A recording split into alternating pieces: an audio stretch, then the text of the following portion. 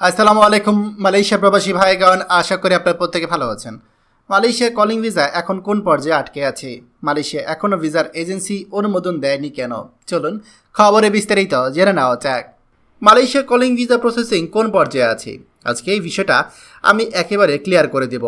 কেন বিভিন্ন এজেন্সি এই বিষয়ে স্পষ্ট করে কিছু বলতে পারছে না, সেটাও আজকে ব্যাখ্যা করার চেষ্টা করব।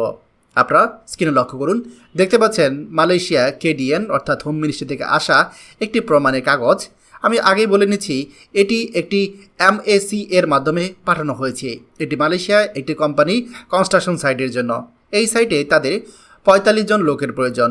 তারা সেই অনুযায়ী আবেদনপত্র পাঠিয়েছে মালয়েশিয়া কেডিএনে অর্থাৎ হোম মিনিস্ট্রিতে। এটি অফিসিয়ালি হোম অফ মিনিস্ট্রি অফিসিয়ালে সেখানে অধীনে পাঠানো হয়েছে।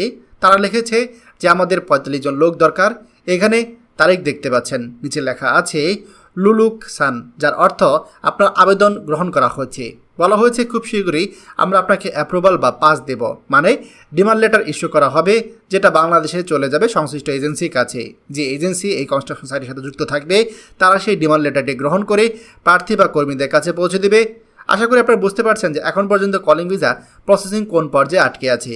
এমনকি অনেক নতুন কোম্পানি প্রতিনিয়ত আবেদন করছে। এই কারণেই মালয়েশিয়ায় নতুন করে কলিং ভিসার মাধ্যমে লোক আসার সম্ভাবনা তৈরি হয়েছে। তবে প্রসেসিং এখনও আটকে আছে কেডিএন দপ্তরে অর্থাৎ হোম মিনিস্ট্রিতে। তারা আবেদন করছে আমরা 45 জন, 80 জন, 50 জন, বিভিন্ন সংখ্যার লোকজন। যখনই কেডিএন থেকে চূড়ান্ত অনুমোদন দেওয়া হবে তখনই সেই ডিমান্ড লেটার বাংলাদেশে পাঠানো হবে। তবে বাংলাদেশে কোন কোন এজেন্সি এই প্রক্রিয়া সম্পন্ন করবে বা আদৌ সব এজেন্সি পাবে কিনা, এই বিষয়ে এখনও অস্পষ্টতা রয়ে গিয়েছে। এই জায়গাটাতেই সময় নিচ্ছে।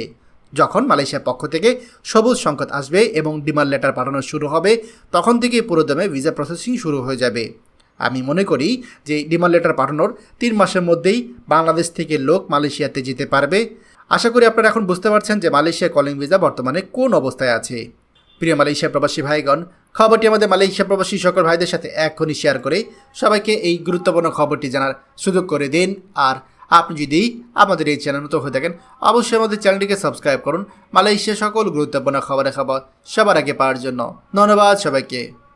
আমাদের সকল ভিডিও আপডেট সবার আগে পেতে আমাদের চ্যানেলটিকে সাবস্ক্রাইব করুন।